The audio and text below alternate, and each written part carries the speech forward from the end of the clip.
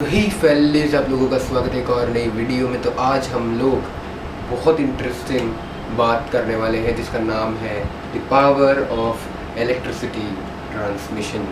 अब इस एक टॉपिक को मैंने क्यों चूज़ किया हमारी इस वीडियो के लिए, हमने क्यों इस टॉपिक को आगे बढ़ाने का सोचा, क्यों इस टॉपिक को मैंने वैल्यू दी, इसका अगर आप रीज़न पूछोगे तो मैं आपको सिर्फ एक ही चीज़ बता सकता हूँ, वो है कि मैंने इस टॉपिक को ज़्यादा से ज़्यादा एक्सपैंड करने की कोशिश की है, क्योंकि इस टॉपिक के बारे में ज़्यादातर लोग बात नहीं करते हैं, तो मुझे लगा कि मुझे थोड़ी बात करनी चाहिए। तो let's begin with video without any तो बेसिकली जो पावर ऑफ इलेक्ट्रिसिटी ट्रांसमिशन है इंडिया में, वो एक बहुत वैल्यूएबल एक सिस्टम है ऑफ द इकोनॉमी, जो आई थिंक रेलवेज़ को भी पछाड़ देगा अगर उसकी पूरी अहमियत समझी जा सके।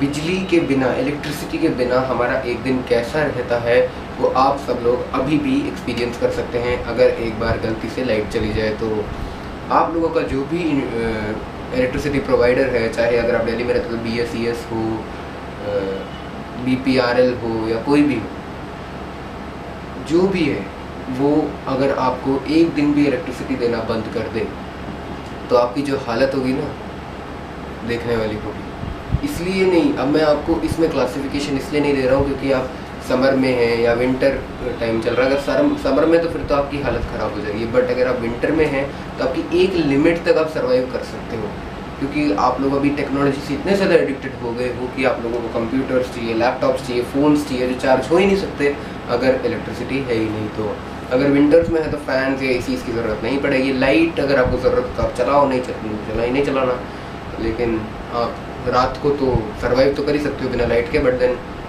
बिना इलेक्ट्रिसिटी पूरा मतलब ओवरऑल लिमिट में बिना इलेक्ट्रिसिटी आप सर्वाइव नहीं कर सकते।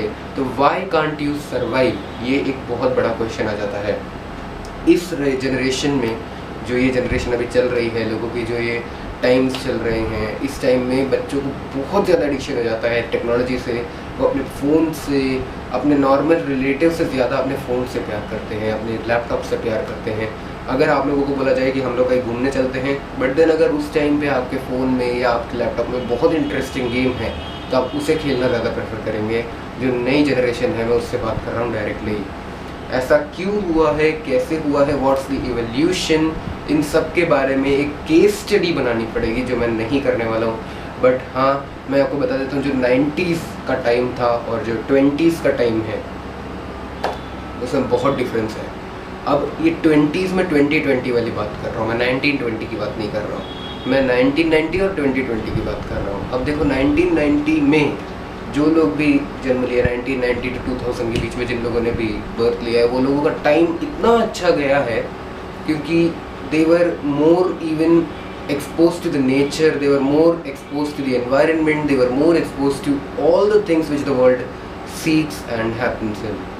अब इस पॉइंट पे अगर हम लोग डिस्कस करने बैठे, हम लोग एक घर के अंदर बैठ के कंप्यूटर के सामने पूरे दिन बैठ जाते हैं। मैं ये नहीं कह रहा हूँ कि लॉकडाउन के टाइम पे आप लोग बाहर जाके घूमिए, बच्चों को बोल रहे हो, मैं बोल नहीं रहा हूँ कि तुम लोग बाहर जाओ खेलो, अभी तो नहीं, बट देन जब खेलने का टाइम आता है तब ज़रूर बाहर जाके खेलना चाहिए। आप लोगों को घर के अंदर बंद कमरे में बैठ के कुछ भी नहीं करना चाहिए, because that's even more harmful than going out and having a sunburn.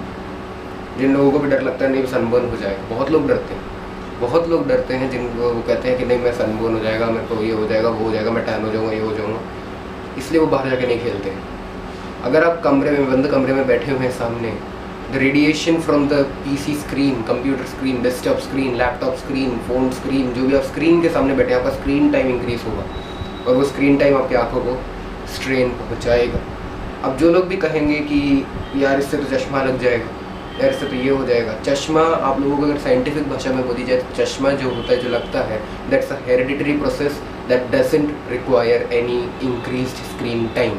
अगर आप ज़्यादा स्क्रीन टाइम यूज़ करते हैं, ज़्यादा पढ़ते हैं, तो ये नहीं है कि जो लोग ज़्यादा पढ़ते हैं या जो लोग ज़्यादा स्क्रीन में बैठे रहते हैं उनको ही चश्मा लगता है। रैंडम लोगों को भी चश्मा लग जाता है। जो पुरानी जनरेशन जिनके पास फ़ोन्स नहीं थे उनके भी तो चश्मे थे। क्या वो लोग क्या पूरे टाइम स्क्रीन के सामने बैठे रहते थे? नहीं। और बहुत लोग ऐसे थे जो लोग पढ़ाई भी नहीं करते, उनके भी चश्मे लगे रहते। वो लोग क्या करते हैं? पढ़ते तो है नहीं, स्क्रीन टाइम तो उनका है नहीं, वो क्या करेंगे?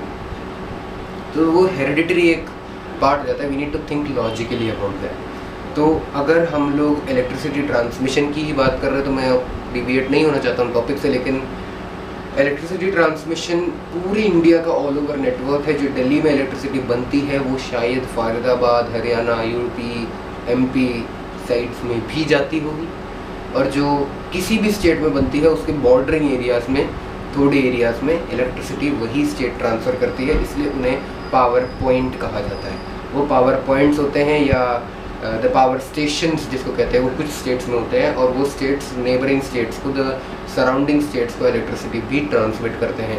इसका मतलब कि अगर दिल्ली में है, अगर आप दिल्ली में रहते हो तो दिल्ली में है, केरला में रहते हो केरला में है, जहाँ भी जिस स्टेट में आप जिस भी स्टेट में रहते हैं उस स्टेट में अगर एक पावर प्लांट है तो इसका मतलब है कि आपके स्टेट से जो सराउंडिंग स्टेट्स है, जो आपके स्टेट को घेरे रखे हुए स्टेट्स हैं इंडिया में, उन सारे स्टेट्स में इलेक्ट्रिसिटी आपका स्टेट ट्रांसफ़र कर रहा है। बट अगर आपका स्टेट है जो सराउंड कर रहा है किसी स्टेट को जिससे आपको इलेक्ट्रिसिटी आ रही है, तो दो वाइस वर्सा। तो वो करंट हमें अंदर से जला क्यों देती है, ये भी एक क्वेश्चन मैं आपको समझा देता हूँ। बहुत लोग सोचते हैं कि करंट लग जाता है तो हम जलते क्यों है, हमारा बर्न क्यों हो जाता है।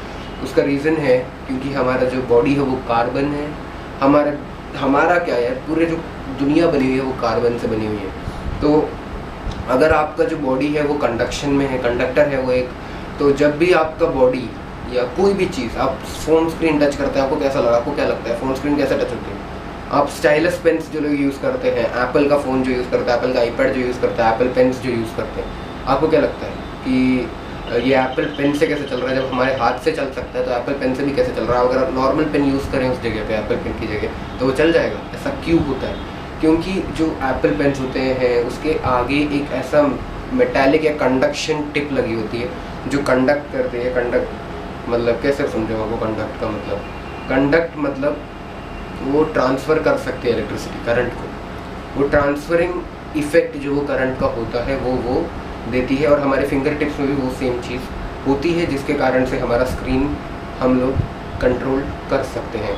अगर आपको लगता है कि ये जो पेन्स होते हैं, नॉर्मल पेन्स होते हैं, उसके आगे आप कुछ लगा दोगे उससे कंडक्शन हो जाएगा, ऐसा नहीं होता है। आप एक बार ट्राई करिए, कोई भी कंडक्टिव चीज़ लाइक कॉपर हो गया, कुछ भी हो गया, आप एक बैटरी लीजिए, बैटरी के अगर वो डेड बैटरी लीजिए, प्लीज़ केमिकल वाली बैटरी मत लीजिएगा, नई बैटरी नहीं लेना है, डेड वाली लेनी है। उसको ओपन करें एंड डोंट ओपन दैट। अगर मैं बता रहा हूँ आपको, अगर हो रहे हैं तो कैसा होगा, उसको ओपन करेंगे तो आपके अंदर एक, आपके पास एक वो आ जाएगा, चिप आ जाएगी, क्या बोलूँ मैं, शीट सी आ जाएगी कॉपर की। उसको आप रोल करके अपने पेन या पेंसिल के ऊपर ऐसा रोल करके रखें। उसके ऊपर से अगर आप टेप लगाना चाहें टेप लगा लीजिए, उसके बाद आप उसको यूज़ करके देखिए, ट्राई कीजिए। Because that conducts current, it will help you touch the screen. आप लोग उससे ऑपरेट कर सकते हैं अपनी स्क्रीन को। ये मॉडस ऑपरेंडी है जो लोग एप्पल पेन्स या कोई भी स्टाइलिश पेन्स को यूज़ करते हैं, वो लोग अपने फिंगर्स से ज़्यादा यूज़ नहीं करते हैं। फिंगर्स यूज़ करने से कुछ बड़ी बात होती नहीं है, हमारी बॉडी में करंट होता है, एक लिमिटेड अमाउंट, बहुत लिमिटेड अमाउंट होता है, वो ट्रांसफ़र करने में हेल्प करता है, जिसकी वजह से हमारा स्क्रीन टाइम इंक्रीज़ होता है। तो स्क्रीन टाइम नहीं, बेसिकली स्क्रीन वर्क बेटर हो जाता है, या स्क्रीन ऑपरेशंस परफॉर्म कर पाते हैं हम लोग अपने फिंगर्स से।